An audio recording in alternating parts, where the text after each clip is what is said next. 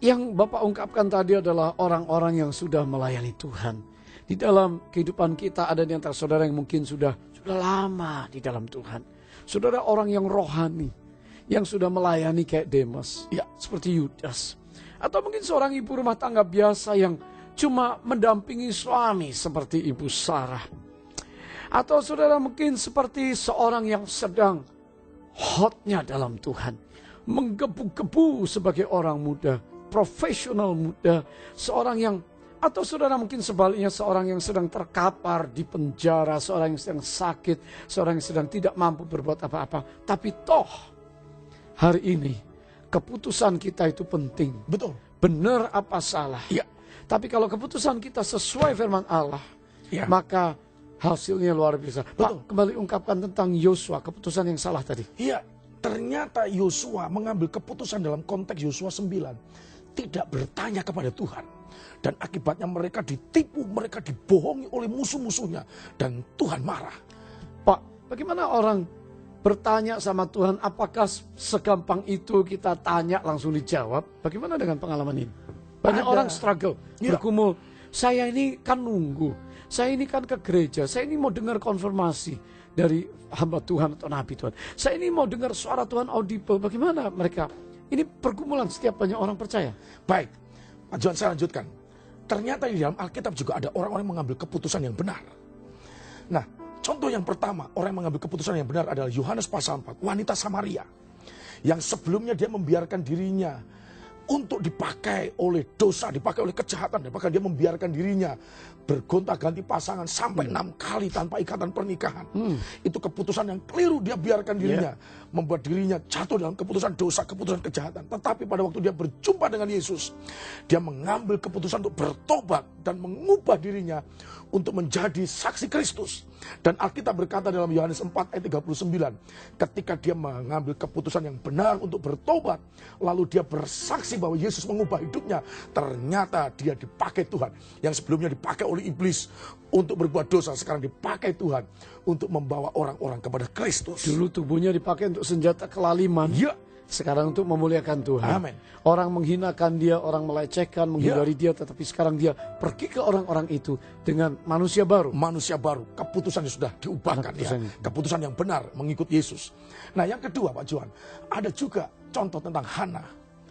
Dalam 1 Samuel pasal pertama, Hana dikatakan oleh Alkitab dalam ayat 4 dan ayat 5, bahwa seumur hidupnya apa yang diinginkan yaitu melahirkan seorang anak tidak akan pernah terkabulkan. Kenapa? Karena Alkitab berkata kandungannya sudah tertutup. Tetapi Hana tidak mengambil keputusan yang keliru untuk menyerah takdir nasib, tidak. Hana bangkit. Dikatakan dalam 1 Samuel 1 ayat 10 dan ayat 12. Hana mengambil keputusan untuk datang kepada Tuhan dalam doa. Dan dikatakan dalam ayat itu terus menerus dia menghampiri Allah dalam doa. Dan Alkitab berkata dalam Yakobus 5, keputusan Anda untuk berdoa kepada Tuhan, Alkitab menjamin doa orang benar bisa berkuasa untuk mengubah kehidupannya. Nah, akhirnya di dalam 1 Samuel 1 ayat 20, 1 tahun kemudian setelah Hana mengambil keputusan yang benar untuk tidak menyerah, terus menerus berdoa kepada Tuhan, akhirnya Tuhan membuat mukjizat. Hana melahirkan seorang anak laki-laki dan diberi nama Samuel. Saya yakin dan percaya, ya pemirsa, this is your time, dimanapun Anda berada, kalau engkau mengambil keputusan yang benar seperti Hana, mukjizat ada di hadapanmu. Nah, yang ketiga, keputusan yang benar adalah Petrus.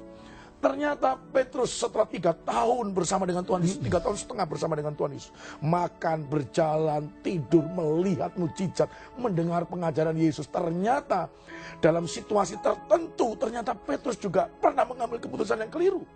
Dalam Matius 26 ayat 70 sampai dengan 74 dikatakan Petrus menyangkal 3 kali. Bahkan yang ketiga dia berkata begini, aku bersumpah dan mengutuk tidak mengenal Yesus. Padahal dia 3 tahun setengah bersama-sama dengan Tuhan Yesus.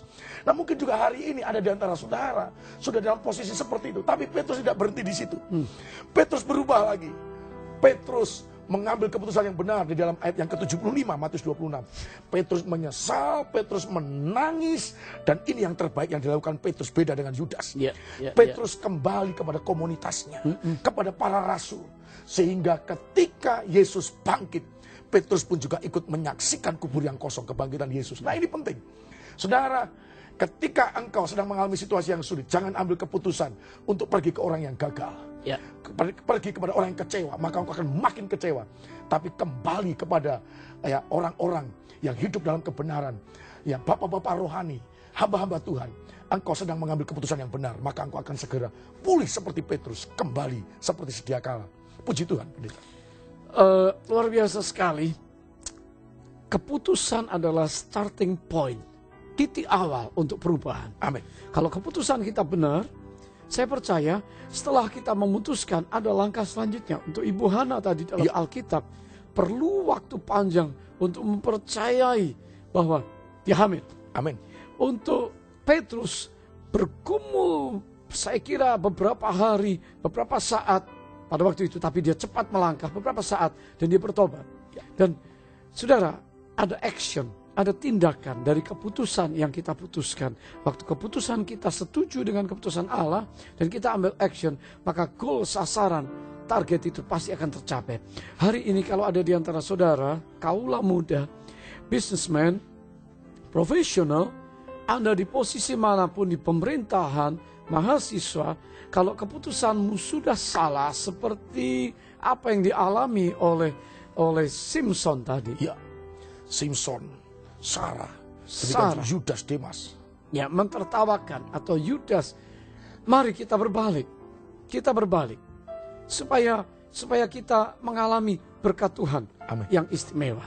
Ya, tetapi saya yakin kalau keputusan kita benar hari ini, Tuhan sanggup mengubahkan langkah-langkah kita adalah langkah orang benar. Amin. Yang sesuai dengan firman Allah. Puji Tuhan. Dan baik saudara sekalian, sebelum kami berdoa untuk saudara dan menyimpulkan pesan Tuhan, buatlah keputusan yang sesuai dengan Tuhan. Engkau akan berbahagia. Tetap bersama kami dalam This is your time.